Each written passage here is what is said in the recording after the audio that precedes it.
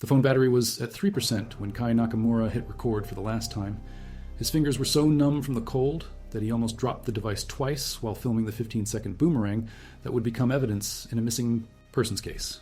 The wind was howling at 43 miles per hour across the Khumbu Glacier, and the temperature had dropped to negative 18 degrees Fahrenheit. Behind him, his climbing partner Dmitry Volkov was adjusting the straps on a rented oxygen tank that cost them $800 for 3 days, a tank that should have lasted 6. They had been on Everest for 31 hours, following GPS coordinates they found in Instagram hashtags instead of hiring a proper guide. The caption Kai typed with frozen fingers read simply, "shortcut," with a mountain emoji. 3 days later, when search teams realized both men had vanished without activating their emergency beacons, a volunteer named Chen Wei-ming was scrolling through their final social media posts frame by frame. Kai had 47,000 followers who watched his extreme sports content religiously. Dmitry had 89,000 followers who knew him for base jumping off buildings in Dubai. Neither man had ever attempted anything close to Everest, but they had convinced themselves they could reach the summit in 72 hours for a viral challenge they invented called the Weekend Warrior Everest Sprint. The faded danger placard in the corner of their final video would change everything about the search operation. It was barely visible, a yellow sign with black lettering that appeared for exactly 4 seconds in the background, while Kai filmed Dmitry struggling with his oxygen mask. The sign read, "Crevasses Below, traverse closed" in English and Nepali, but it had been mistagged on Instagram months earlier as being located near Base Camp 2. The actual location was 3 kilometers southeast, in an area known to local guides as the Widowmaker, a section of glacier where the ice shifted so frequently that new crevasses opened daily. Kai Nakamura was 26 years old and owned a fitness equipment company in Tokyo that made him wealthy enough to fund extreme adventures, but not wealthy enough to fund them safely. His Instagram bio read, "Death Before Ordinary," and showed pictures of him climbing frozen waterfalls in Norway, bungee jumping off bridges in New Zealand, and free solo rock climbing in Utah. He had never used supplemental oxygen at altitude before arriving in Nepal. His total high-altitude experience consisted of 2 trips to Mount Fuji, which reaches 21,389 feet, less than half the height of Everest. Dmitry Volkov was 28 years old and worked as a software engineer in Moscow, but spent every vacation, and most of his salary chasing increasingly dangerous stunts across the world.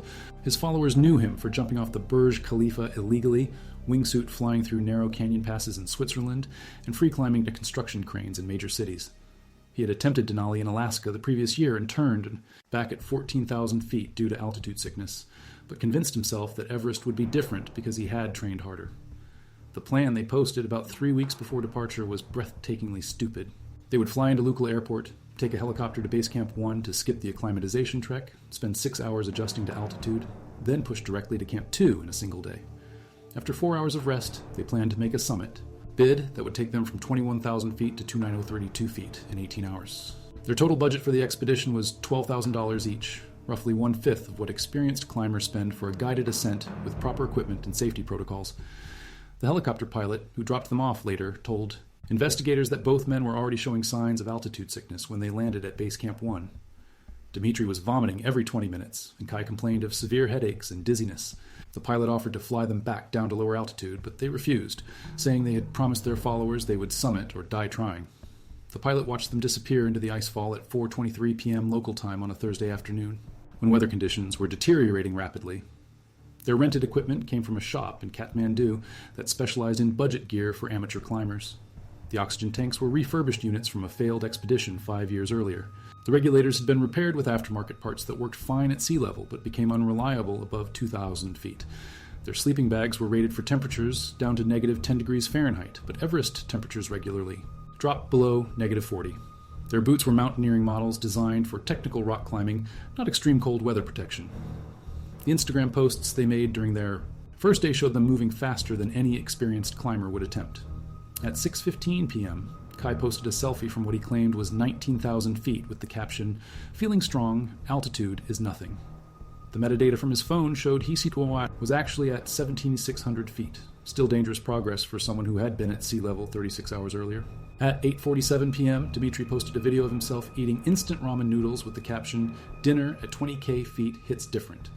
But the GPS coordinates showed they were camped at 18,900 feet in an area known for unstable ice conditions.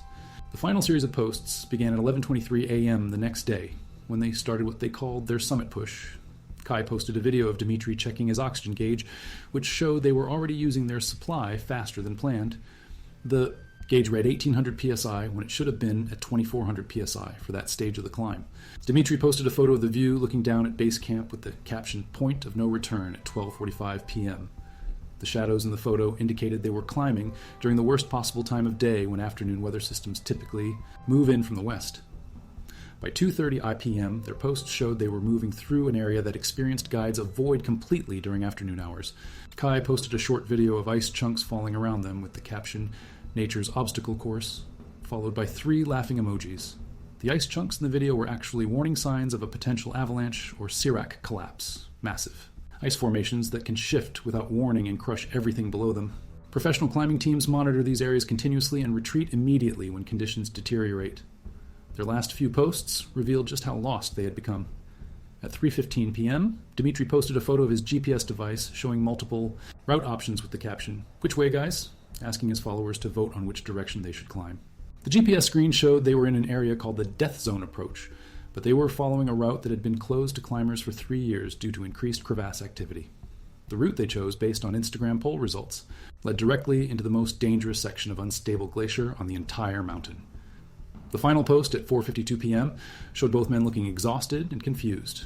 Kai was breathing heavily even with his oxygen mask on, and Dmitry was moving with the jerky, uncoordinated motions that indicate severe altitude sickness. The wind noise in the video was so loud that their voices were barely audible but enhanced. Audio analysis later revealed Dmitry saying, "I can't feel my feet," and Kai responding, "We're almost there, just keep moving." The GPS coordinates from this post showed they were actually moving away from any established route toward the summit and heading directly into unmapped terrain. The Boomerang video that became evidence was posted at 5:18 p.m. with a timestamp, showing the phone was down to 3% battery. The 15-second loop showed Kai filming himself and then panning to Dmitry, who was kneeling in the snow trying to adjust his oxygen equipment. In the background, barely visible through the blowing snow, the yellow danger sign warned of crevasses below. The sign had been installed 18 months earlier after 3 Sherpa guides fell through unstable ice in the same area, but social. Media posts had incorrectly tagged its location. When the video stopped uploading at 5:19 p.m., their phones went offline permanently. The final frame showed Dmitry standing up and pointing toward what appeared to be a shortcut route that led around a massive ice formation. The route he was pointing toward led directly over a snow bridge, a thin layer of snow covering a deep crevasse that could support weight for weeks, or collapse without warning under the footstep of a single climber. The search operation began, 48 hours later when both men failed to check in at their scheduled satellite phone call time. Their families had been tracking their GPS locations through a sharing app that showed their last known position as a dot on a map with no surrounding terrain details. The coordinates placed them in an area that rescue teams knew was extremely hazardous, but they had no way of knowing exactly what dangers the men had encountered. Chen Wei-ming was a volunteer with the Himalayan Rescue Association, who spent his free time analyzing missing climber cases by studying their social media posts for clues.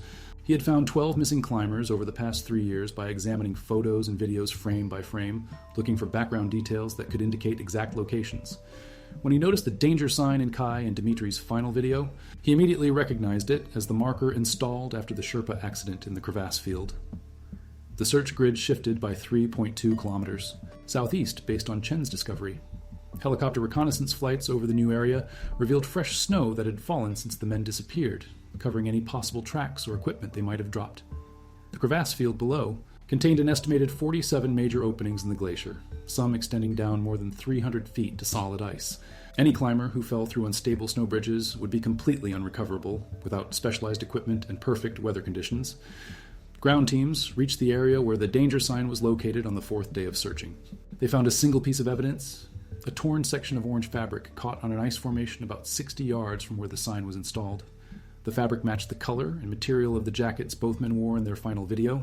Posts. Rescue specialists used avalanche probes to test the stability of snow bridges throughout the area, and found 17 locations where the snow was too thin to support the weight of a climber with full equipment.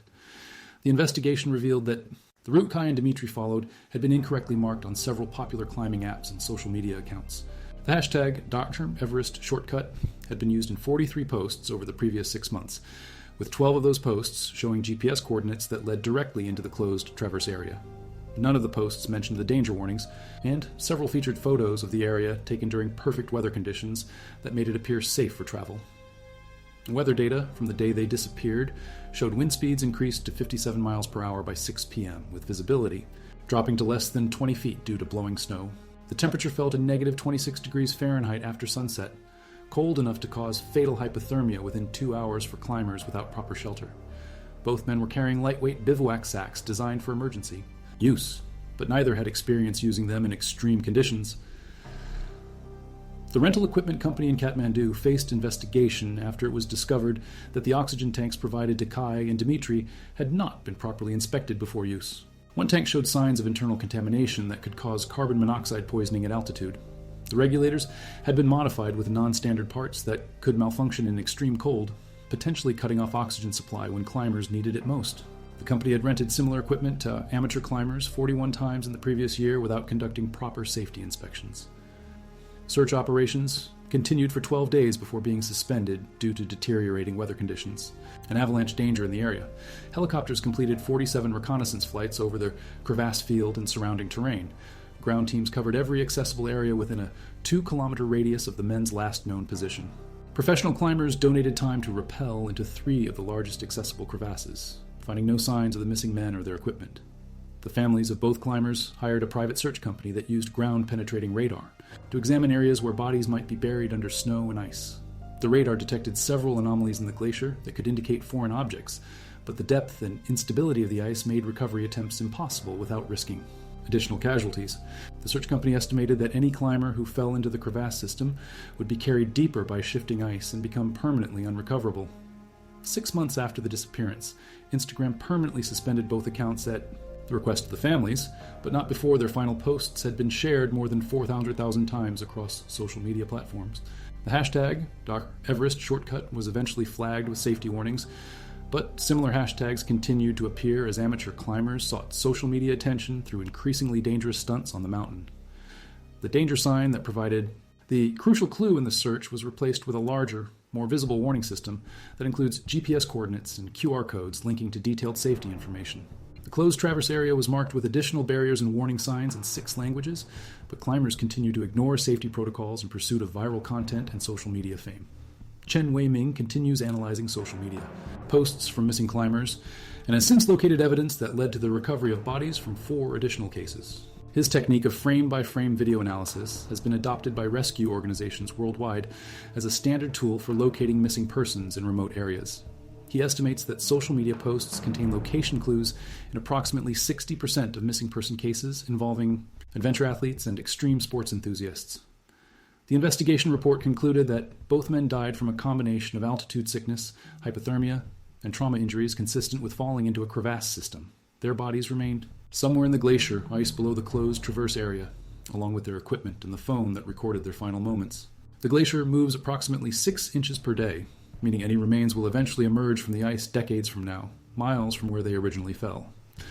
The Weekend Warrior Everest Sprint Challenge was never attempted by another climber, but similar social media-driven expeditions continue to draw amateur adventurers to Everest and other dangerous mountains worldwide.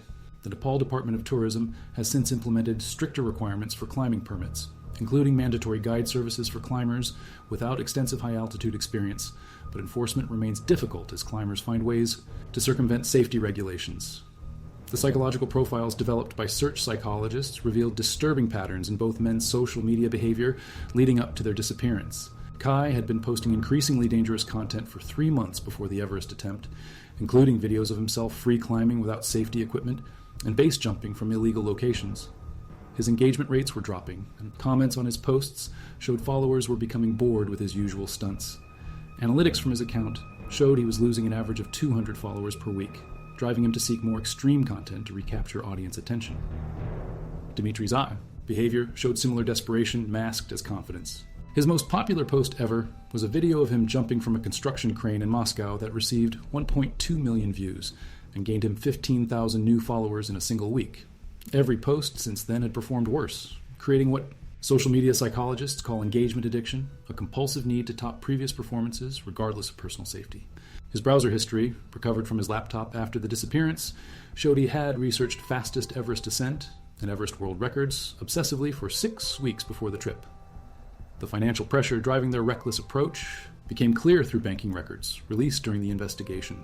Kai had borrowed $18,000 against his business to fund the expedition and pay for professional video equipment he planned to use for a documentary about their climb. He had already signed a preliminary distribution deal with a streaming platform that would pay him $50,000 for exclusive rights to footage of their summit attempt. The contract included bonus payments for social media engagement metrics, creating direct financial incentive for increasingly dramatic content. Dmitry had quit his engineering job 2 months before the expedition, banking everything on his ability to monetize extreme sports content full-time. He had invested his entire savings of $34,000 into camera equipment, travel expenses, and what he called his Death Wish Tour, a planned series of increasingly dangerous stunts across 12 countries designed to build his follower count to 1 million.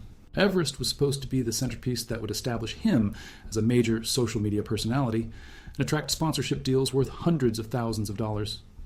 The equipment failures that contributed to their deaths were more extensive than initially reported. Post-expedition analysis of identical gear from the same rental company revealed systematic problems that had gone unaddressed for months. The oxygen regulators had a failure rate of 37% when tested at simulated altitude conditions. The backup regulators were even worse. 62% failed to deliver adequate oxygen flow when exposed at temperatures below negative 20 degrees Fahrenheit. Neither man carried the backup systems that professional climbers consider essential. Their sleeping bag specifications were falsified on the rental agreement. The bags were rated for negative 10 degrees Fahrenheit in laboratory conditions, but field testing showed they provided adequate warmth only down to positive 15 degrees Fahrenheit.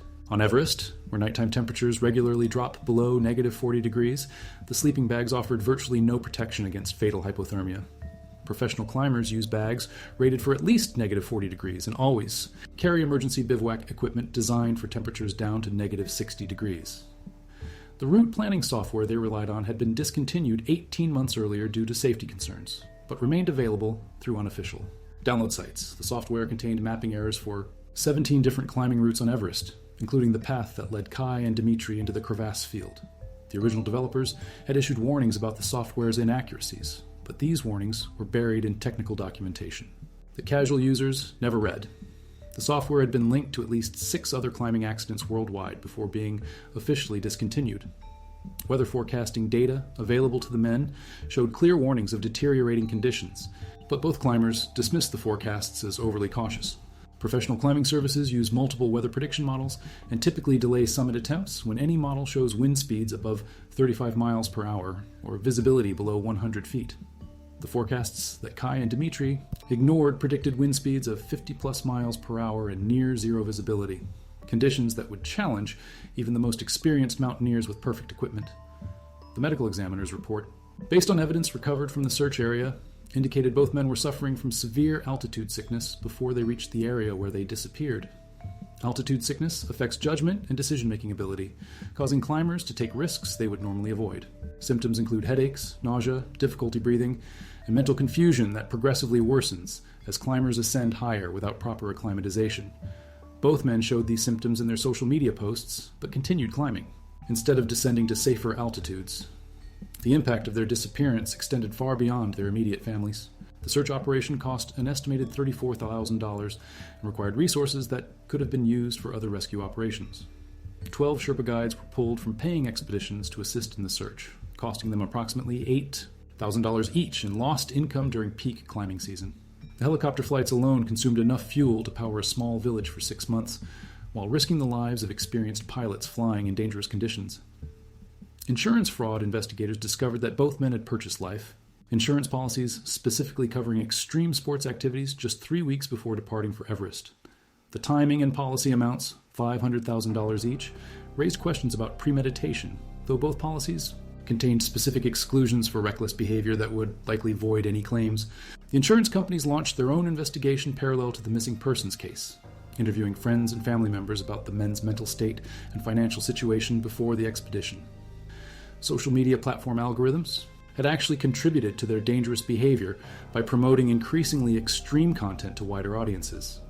The platform's recommendation systems identified users interested in extreme sports content and automatically suggested more dangerous videos to maintain engagement. Both Kai and Dmitry had been featured in extreme sports content categories that reached millions of users, creating artificial pressure to continuously escalate the danger level of their stunts to maintain algorithm favor and audience growth. The copycat effect of their disappearance led to increased interest in similar expeditions among amateur climbers worldwide. Within 6 months of their disappearance, permit applications for Everest climbs increased by 23% among climbers with no previous high-altitude experience.